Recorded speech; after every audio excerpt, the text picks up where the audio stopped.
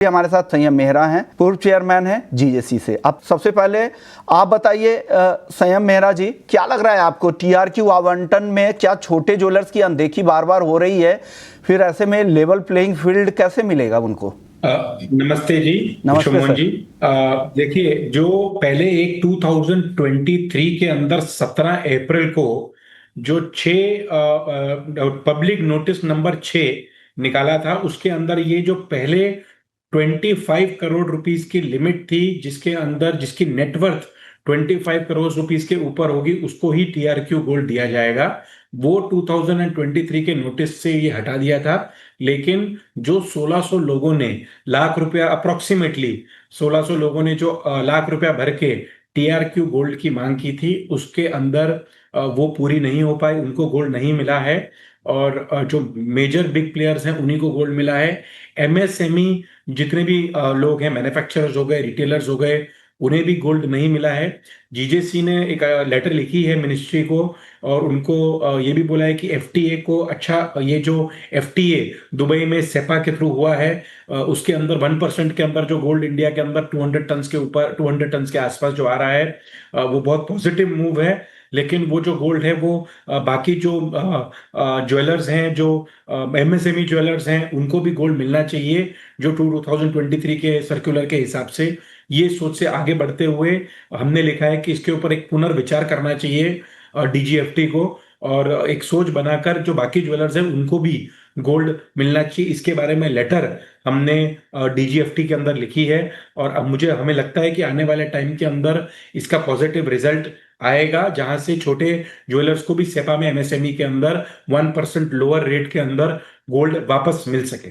2023 में जब टर्नओवर की लिमिट खत्म कर दी गई थी जो 25 करोड़ की थी, तो फिर क्या 2022 वाले नियम के हिसाब से ये कोटा जारी किया गया है? संयम मेहरा जी, छोटा जवाब दीजिएगा। 2022 के हिसाब से ही अभी ये जो है नोटिफिकेशन के हिसाब से ही सबको गोल्ड मिला है।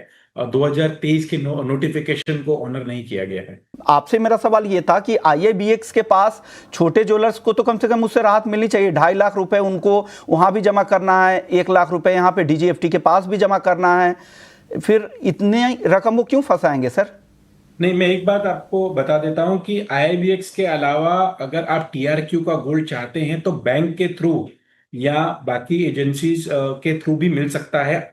आईबीएक्स के अलावा आपको गोल्ड, तो 2.5 लाख रुपए की जो बात आती है वो राइट बोल रहे हैं, वो भी इंपॉर्टेंट है। लेकिन बाकी बैंक जो आपका है वो भी आपको टीआरक्यू गोल्ड देने में सक्षम है, तो उसके थ्रू भी आप लिया जा सकता है गोल्ड।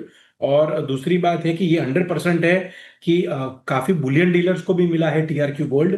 जो ज्वेलर जो एक्चुअल व्यापार कर रहा है, जिसको काम करके एंड कस्टमर को फायदा होता है, वो भी बहुत इंपॉर्टेंट है कि एंड कस्टमर को फायदा करने के लिए आप जो एमएसएमई या रिटेलर को दिया जाए।